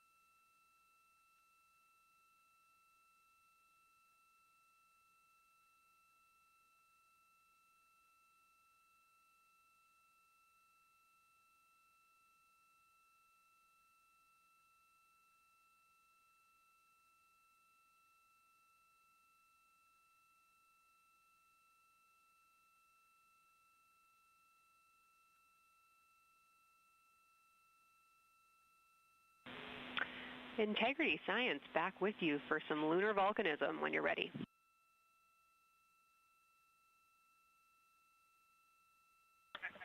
Go ahead. You're making our day down here getting to talk about lunar volcanoes. Oriental, as far as Mare go, is younger than almost all of the Mare on the near side. The exception are features like Aristarchus, which really pop out to you guys and really pop out to us here on Earth. That is younger, but other than that, Oriental is pretty young as far as Mare go.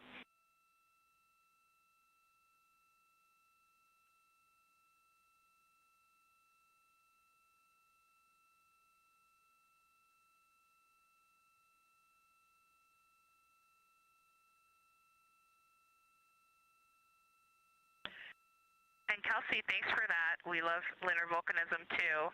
How about when the actual crater was formed?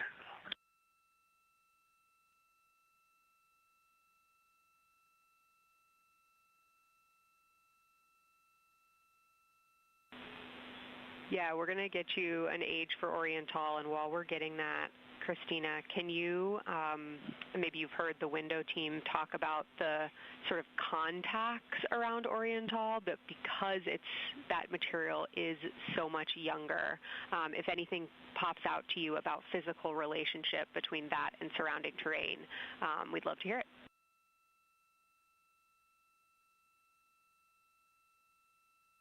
Yeah, definitely. They are discussing a contact relationship that could explain some of the color that they're seeing in certain areas. And so it was really about the ejecta of the creation of the basin and understanding the superposition of its ejecta and Mare on the near side or other features. So thank you. We'll take the insight when you have it.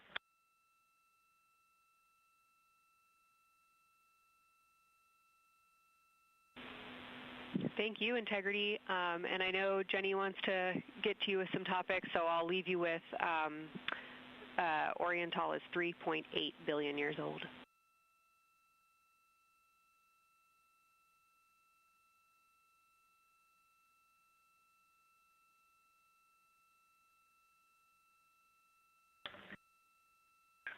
Copy that. So that's on the older side. The actual basin is very old.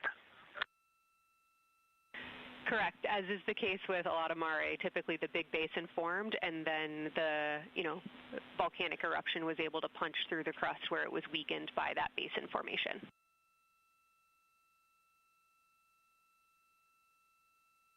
Perfect.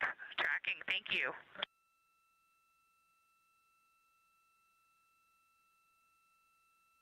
NASA astronaut Christina Cook calling down some questions to the science team on console. The voice you're hearing with those answers is Dr. Kelsey Young. She is joined by Trevor Graff on console today. Christina asking about the age of Oriental and specifically the mare regions. Those are those dark regions that you see. They are paved or filled by volcanic deposits.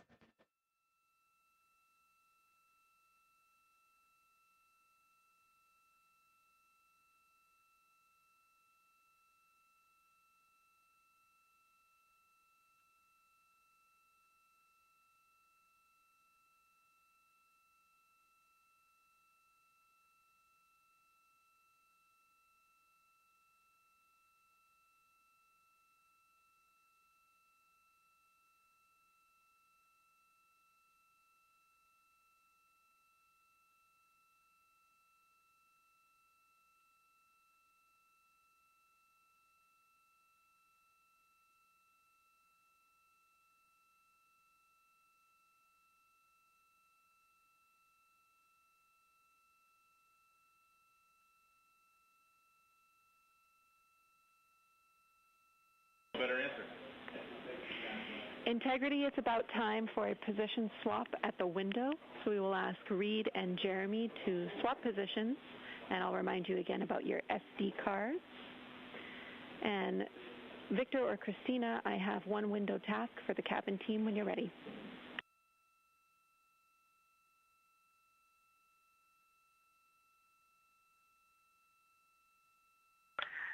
They are swapping, and I'm ready.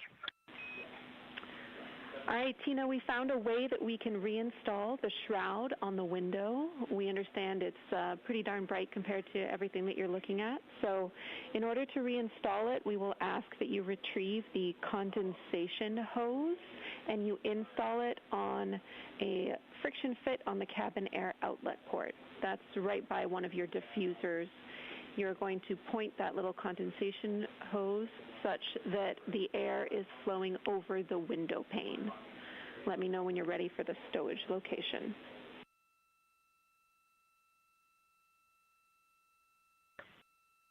Ready.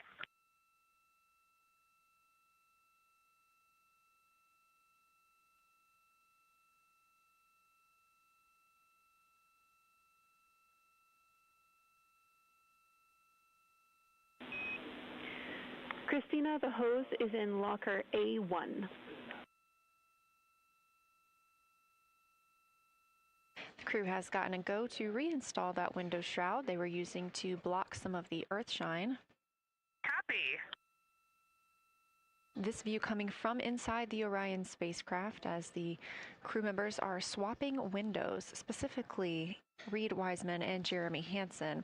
They've been our crew members at the windows taking photos, making annotations, and making recordings that'll be downlinked later to the science team for review. The science team will have a conference tomorrow morning with the crew to get any fresh perspectives or things that they learned during the flyby.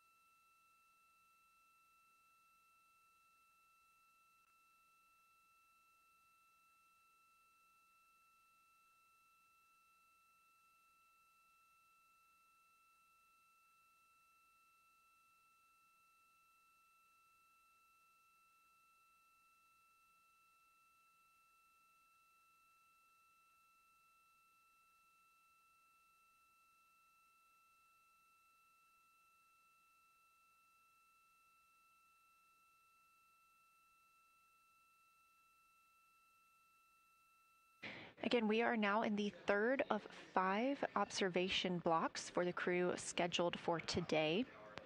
During this flyby, Orion is passing around between 4,000 and 6,000 miles from the moon and providing the crew with a full view of the lunar surface.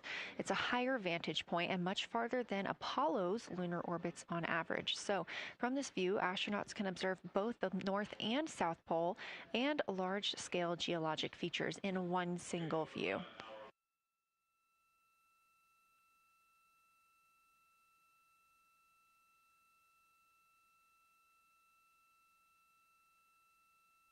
We are now just under an hour until Orion passes behind the moon, and we lose communication with the crew. They will be out of reach with any of our deep space network antennas. That loss of signal will last about 40 minutes, and we expect to regain communications with them once they fly behind the other side of the moon. While they are behind the moon, they will also reach their max Earth altitude as well as their closest approach to the lunar surface.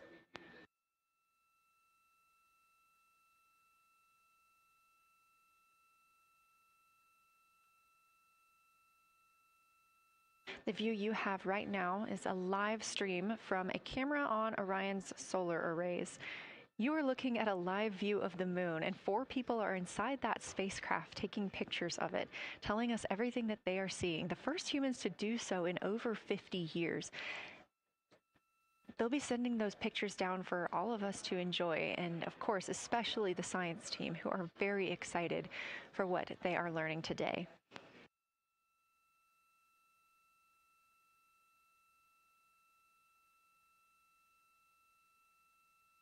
It appears the Artemis II spacecraft, Orion, is now under 5,000 miles away from the moon. Again, we expect their closest distance to the moon be about 4,066 miles.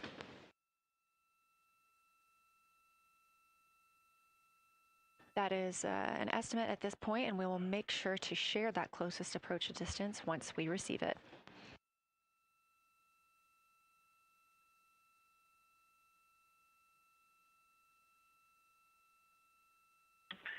Houston integrity question, did you just want us to cool the window with the condensation hose, or did you want us to put the shroud back on and cool the window at the same time?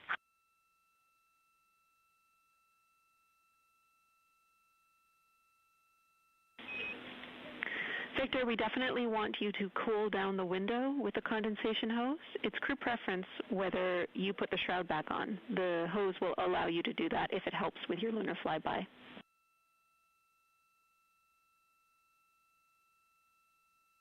Okay, copy. We're going to do both at the same time. Thank you. Houston copies.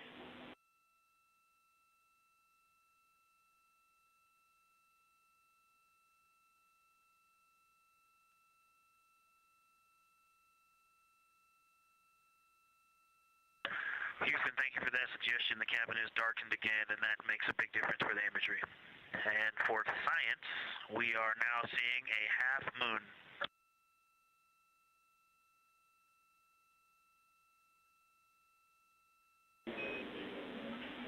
Thank you, Victor. We're happy to hear it, and we see half moon, full moon joy still.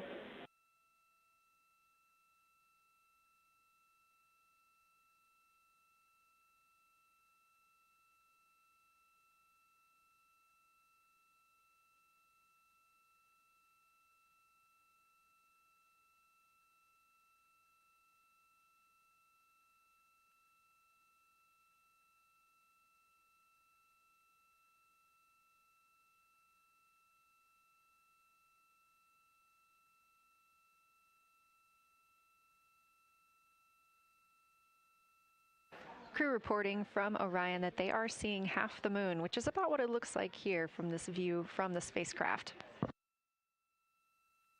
However, what has become a little bit of a catchphrase for this mission, everyone is reporting full moon joy.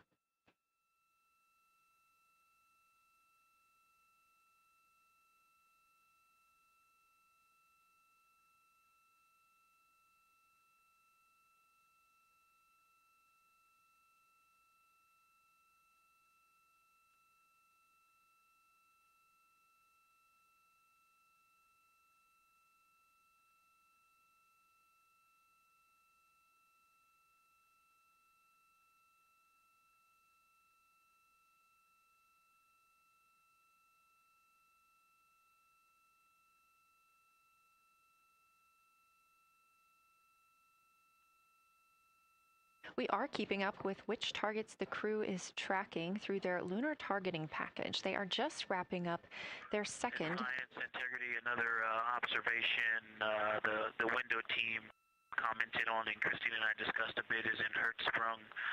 The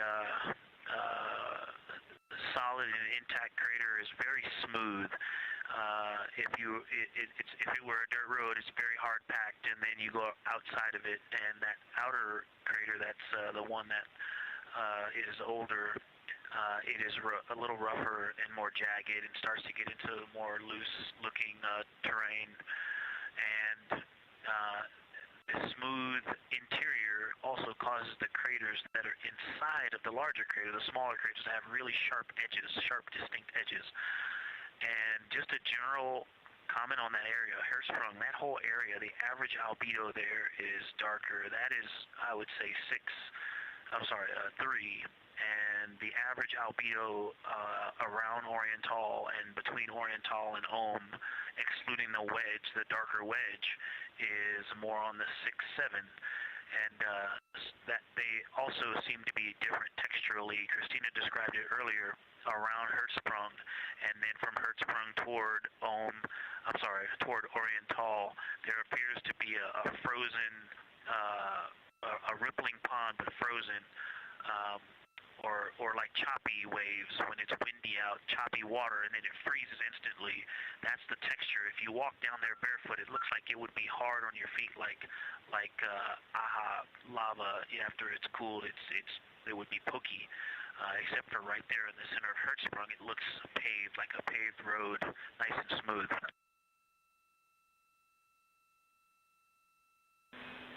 Victor, that's a wonderful description. Going from a paved road to lava reminds us of the Icelandic highlands. Thanks for that.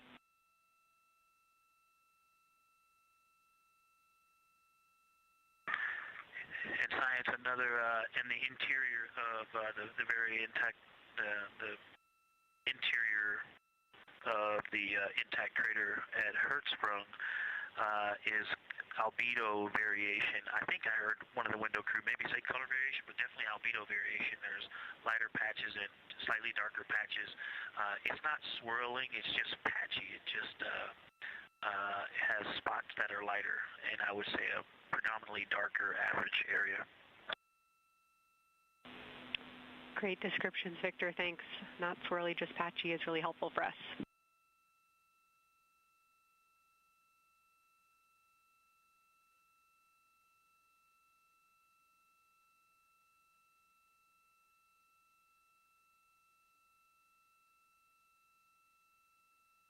Really great descriptions coming from Science. The window team is hitting all the targets. They are on the plan and starting the discussion of the Terminator. And boy, I'm loving the Terminator. I think I know it's not purely a moon feature, but what it does to the features of the moon, to the terrain, I've probably spent the most time describing into my recordings and thinking about and looking at the Terminator.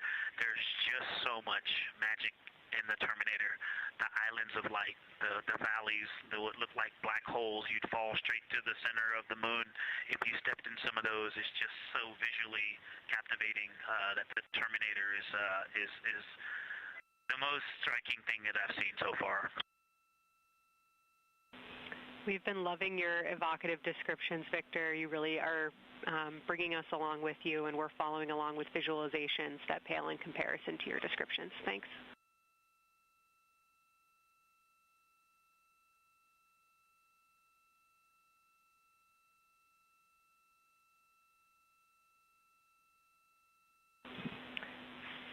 Integrity Science, one more question on a status of what the window team chose to observe for crew choice.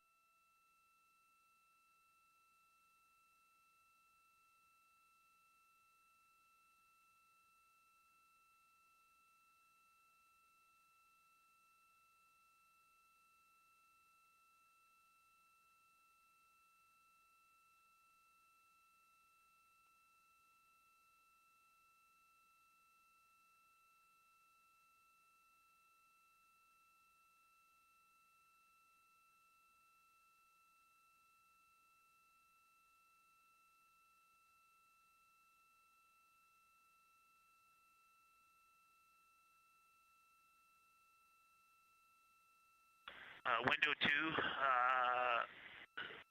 talked about Vavilov, looked for suspended dust, and the Terminator. And window 3 about the experience and about the three-dimensionality of the moon this close. Wonderful. And another observation about Oriental, I would say, is the features going off to the southwest, the two large, almost look like scratches in the surface. I don't know if they're rays or canyons or collapsed lava tubes, but two distinct features that are almost parallel going off southwest from Oriental Basin. They are the first thing that made me notice parallax of our trajectory looking out at Oriental. That and in the inner walls of the east side of the crater rings, you really get a sense that we're flying over something with elevation and terrain, and they look different from this orientation. Love to hear it, Victor, and you had it that those chains are actually crater rays, secondary craters formed from the formation of Oriental.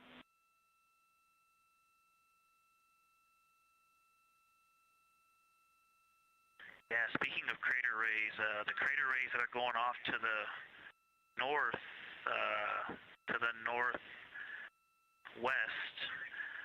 that run off toward Hertzsprung and I believe toward Vavilov. I'm not looking at it right now, but those crater rays are very interesting. They're all very small. I know you've imaged this, but they're all small, and they look like, you know, a big impact launched rocks and things that made smaller impacts down the way. But something very interesting, and again, you can see this in imagery, but some of them are parallel, and then some of them converge toward the center of Oriental. And then I think I even saw some that maybe diverge, which not diverge, but that are convergent, which indicate multiple large impacts that created a lot of secondary impact crater rays. Fantastic, Victor, and I'll note that we can infer that you're looking down at your freshly named Integrity crater, which is near the end of one of those beautiful crater rays from Oriental. Thanks for the description.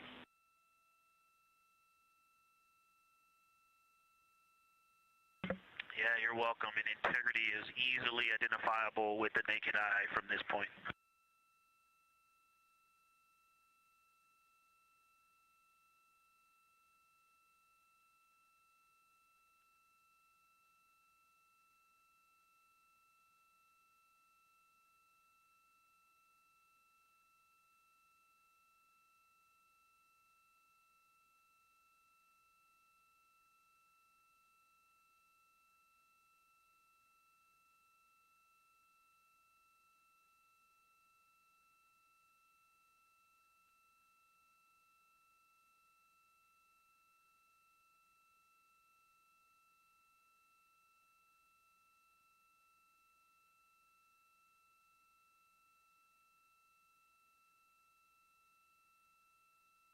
We've been hearing some great situation reports from Victor Glover, the pilot of the Artemis II mission, calling down to the science team, letting them know what he is seeing. And one of those things is Hertzsprung Basin. If you look just to the right of the Terminator, that is the difference between light and darkness on the moon. You can see what he's describing when he says Hertzsprung Basin and how it looks a little bit paved in the middle there. It's almost in the very center of the moon in this view, coming from the Orion spacecraft and a camera mounted on its solar array.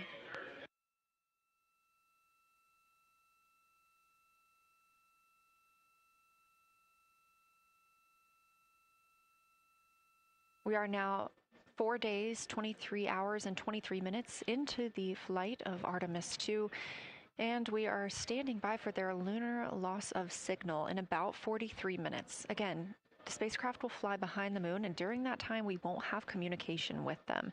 They will be out of reach of our deep space network. However, we will regain communication with them approximately 40 minutes later when they come around the other side of the moon.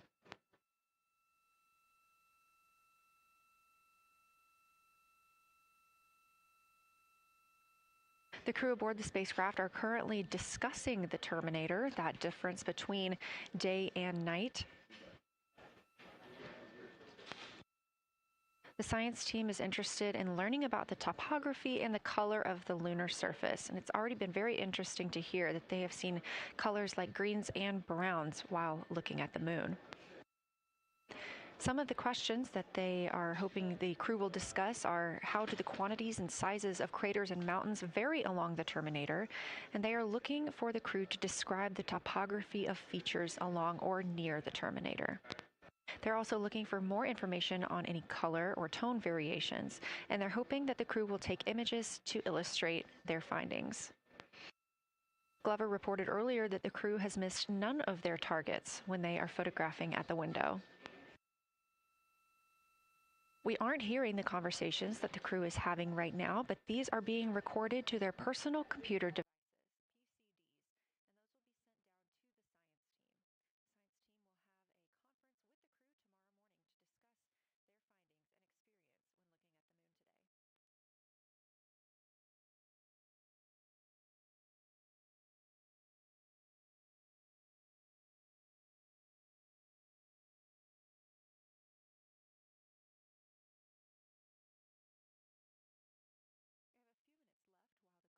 left while the crew is discussing